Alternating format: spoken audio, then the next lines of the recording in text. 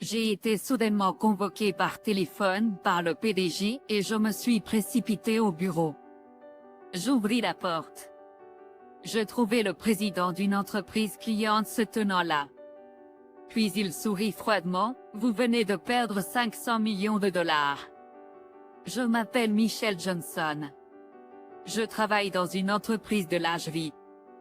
J'ai rejoint cette entreprise juste après l'université, et j'ai maintenant 32 ans. J'ai travaillé avec diligence. Même lorsque j'ai une petite amie, mon travail me garde tellement occupé que je n'ai presque pas de temps, et nous finissons par rompre. Le mariage semblait être un rêve lointain. Véritablement un bourreau de travail. Eh bien, grâce à cela, je suis maintenant chargé de projet. J'ai aussi des subordonnés qui me regardent. Michel, concernant votre demande, que diriez-vous de quelque chose comme ça? Oh, impressionnant. Ça a l'air bien. La seule chose qui me préoccupe, c'est ce détail ici. Pourriez-vous compiler à nouveau les données? Laissez-moi faire. Ce projet est majeur pour notre entreprise. S'il est réussi, il rapportera des bénéfices substantiels. Pas seulement les employés, même le PDG y mettait beaucoup d'efforts. Surtout vous. Michel. Vous êtes le chef de ce projet, alors assurez-vous de bien le gérer. Entendu. Je fais griller du pain le matin et je le mange avec des œufs frits et du bacon croustillant. Le jaune à moitié cuit qui font est irrésistible. J'essaie de passer mes matins plutôt paisiblement comme ça. Je me prépare comme d'habitude et je vérifie mon apparence dans le miroir en pied. Les progrès sur le nouveau système avancent bien. Je me dirige vers le travail aujourd'hui, tout excité comme d'habitude. Les jours passent et le nouveau système a été achevé comme prévu. Et enfin, le projet a atteint le jour crucial de son dévoilement. Le matin, le pain a bien grillé et le jaune d'œuf était parfaitement mi-cuit.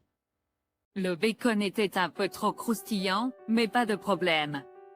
Le vrai problème est cette anxiété dans mon cœur.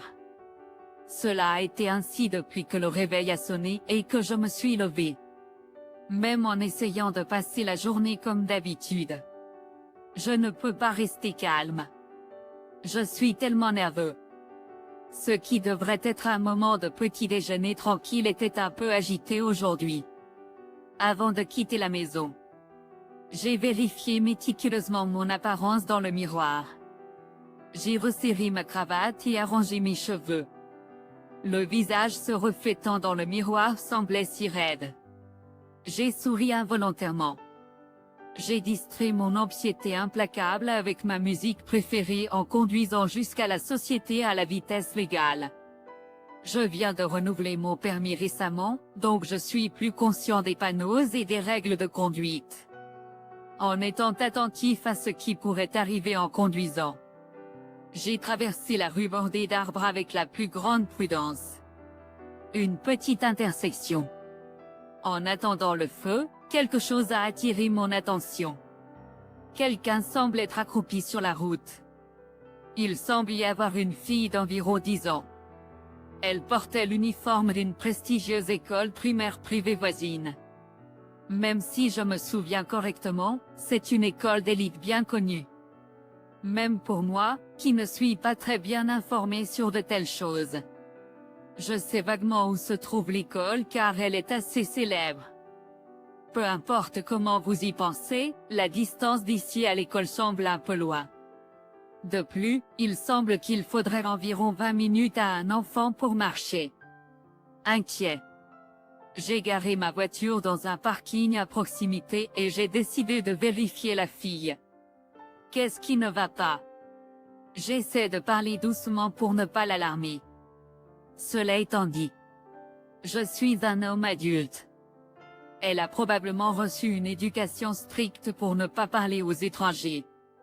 La petite fille reste silencieuse, regardant vers le bas. C'est difficile. Je me sens mal à l'aise de la laisser seule, alors je décide de rester à ses côtés.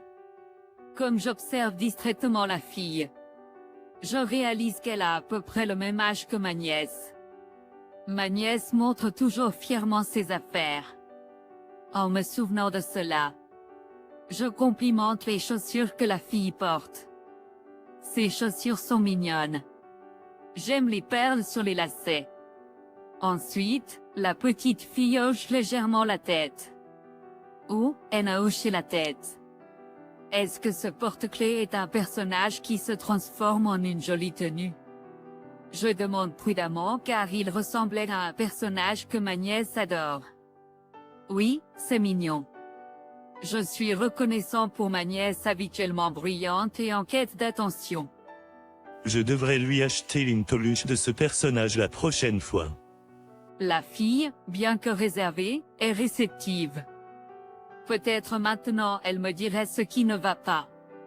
Si tu restes assise ici, ne seras-tu pas en retard pour l'école? Ensuite, la fille me regarde. Je me suis soudainement senti mal. La voyant clairement.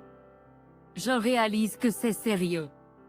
Je demande précipitamment ses coordonnées domicile. Comment tu t'appelles?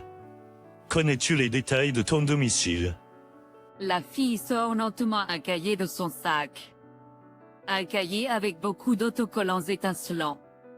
Il y a un nom, un numéro de téléphone et un message de sa mère écrit dedans. Amélie, si tu te sens mal, montre cela à un adulte. Cela disait. Je compose le numéro écrit là sur mon portable. Celle qui répond est la mère de la fille. Après avoir expliqué la situation, il est décidé que sa mère viendra la chercher. Il a dû s'écouler environ 30 minutes avant que sa mère n'arrive. Je lui tiens compagnie. Je la déplace à l'ombre et lui achète une boisson énergétique dans un distributeur, et elle me remercie correctement. Elle ouvre habilement le bouchon de la bouteille et boit. Son visage pâle semble aller un peu mieux. En buvant du café en conserve à côté d'elle.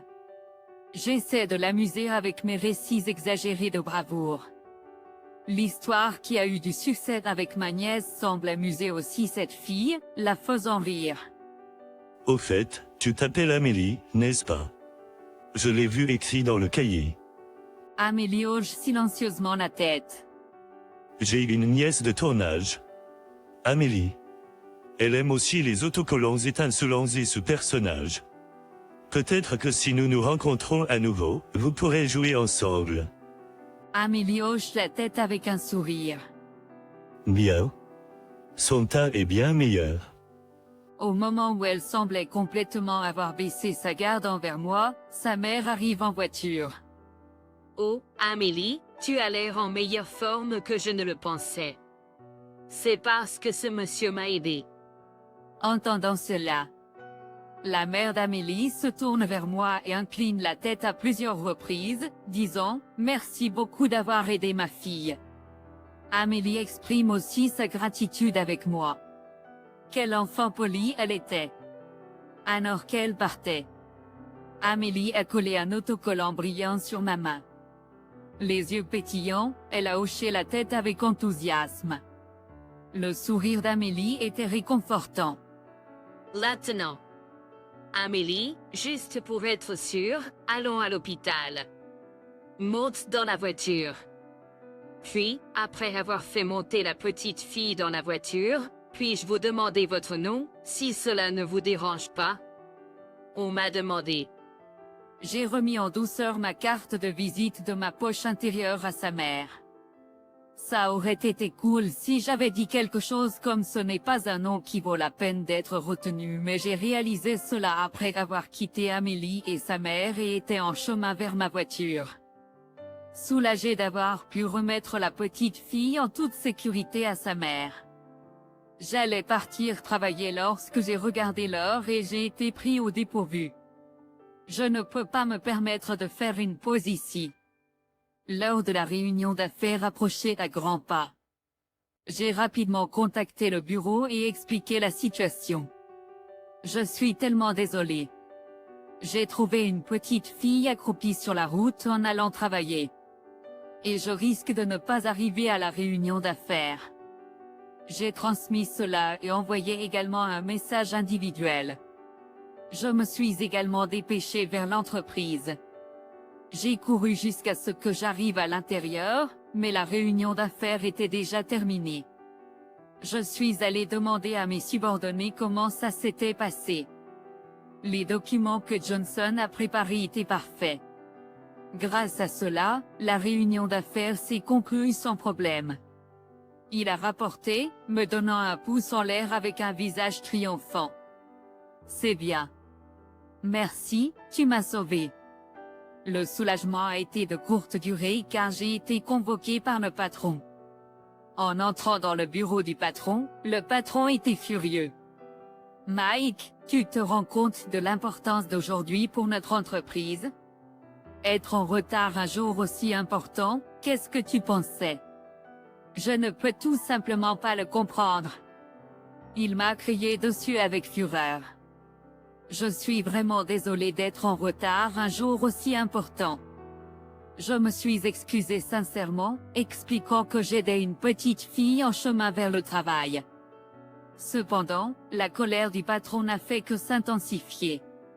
Alors, tu as reçu de l'argent pour avoir aidé cette fille de l'école élémentaire? Une question désagréable. Bien sûr. J'ai répondu que je n'avais pas reçu d'argent. J'ai quand même reçu un autocollant brillant. Le patron a ri. Si cette affaire s'était bien passée, notre entreprise aurait réalisé un bénéfice de 500 millions de dollars. Dans quel conte de fées vis-tu, risquant cette chance pour aider une fille gratuitement? Tu comprends? Tu devrais agir davantage en tenant compte du profit et de la perte. Les actions sans profit sont gaspillage. Avec moquerie, il m'a réprimandé et a finalement craché. Nous n'avons pas besoin de personnes qui ne peuvent pas calculer le profit et la perte dans cette entreprise. Tu es viré. Je ne pouvais pas être d'accord avec un raisonnement aussi émotionnel et j'ai involontairement réagi. Mais la réunion d'affaires s'est terminée sans aucun problème, n'est-ce pas? Je ne peux pas accepter d'être renvoyé pour ça. Est-ce que cela manque dans le calcul des profits et pertes? Est-ce que j'ai été un peu trop tranchant? Mais c'est vrai. Assez sûrement, mes mots ont irrité le patron, et il a insisté, c'est une décision finale. Il n'y a pas eu plus de progrès dans la conversation. Emballez vos affaires rapidement et partez immédiatement. Ivana. J'ai vraiment été renvoyée de l'entreprise. J'ai emballé mes affaires à l'entreprise, toujours pas convaincu. J'ai traîné mon chemin jusqu'à la maison. Le chemin jusqu'à la voiture semblait anormalement long. Même ma musique préférée jouant à l'entreprise semblait ennuyeuse. En rentrant à la maison, rien n'avait changé. C'est son temps perdu. J'ai parcouru les sites d'emploi. Je n'aurais jamais pensé être congédié si facilement de l'entreprise à laquelle je m'étais consacré pendant 10 ans. Je suis déçu par le PDG qui a perdu son humanité dans la poursuite du profit. Il semble que mes subordonnés aient protesté auprès de la haute direction lorsqu'ils ont découvert que j'avais été renvoyé. Cependant, une fois la décision prise, elle n'a jamais changé. Mes collègues étaient également mécontents de cette situation et étaient clairement en colère. J'ai également reçu un message du subordonné avec lequel j'étais le plus proche. C'est incroyable que tu aies été renvoyé. Exactement. En lisant les messages de mon collègue, je me suis endormi avant même de m'en rendre compte.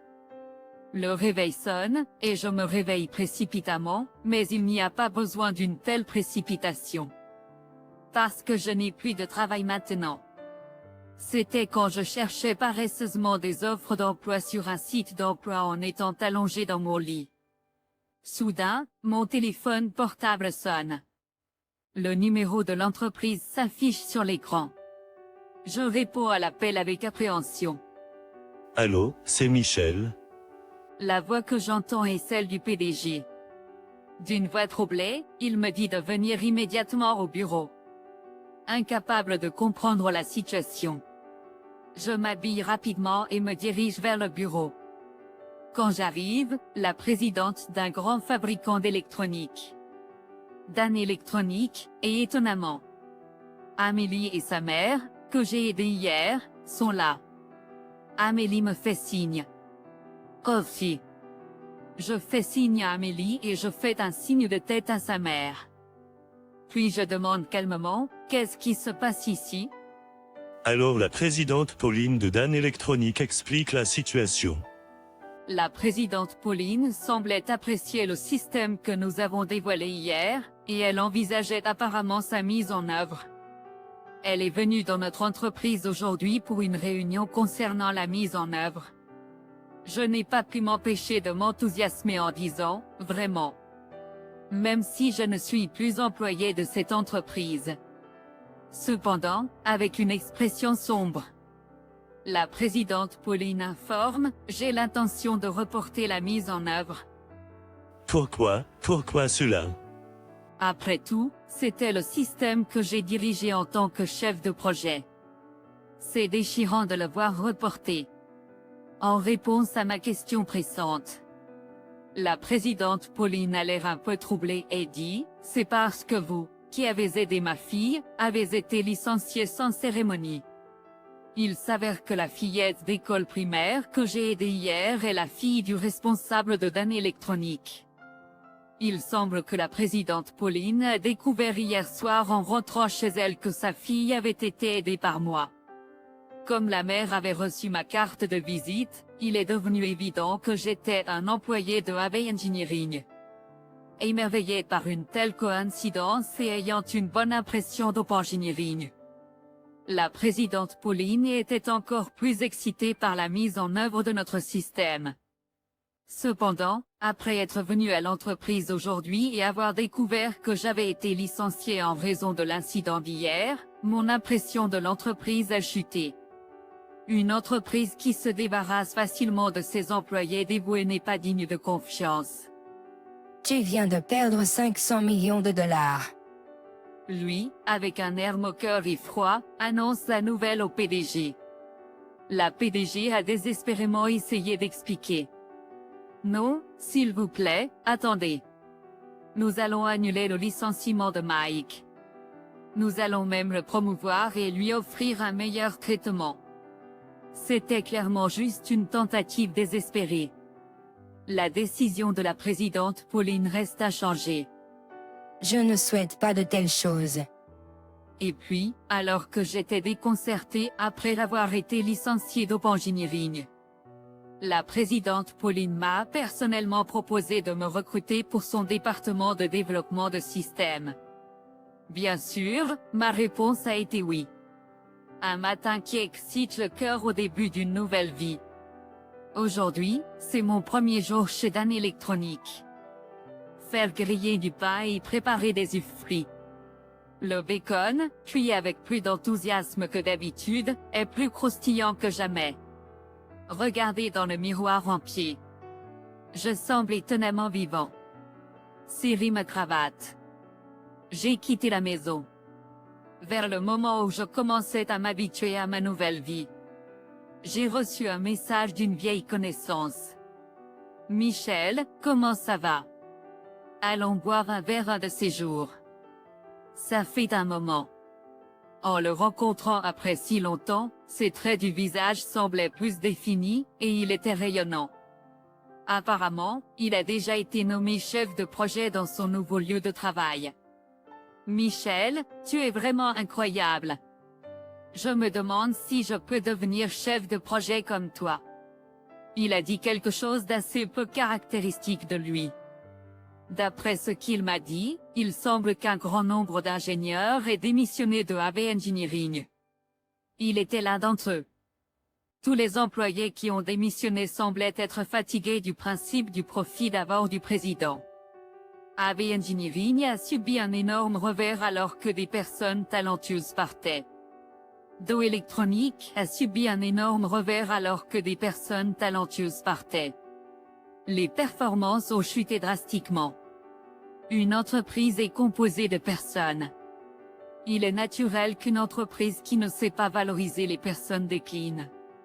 Dow Electronics avait une culture d'entreprise qui privilégiait le bonheur de ses employés. Maintenant, heureusement, je reçois presque le double du salaire de mon précédent emploi.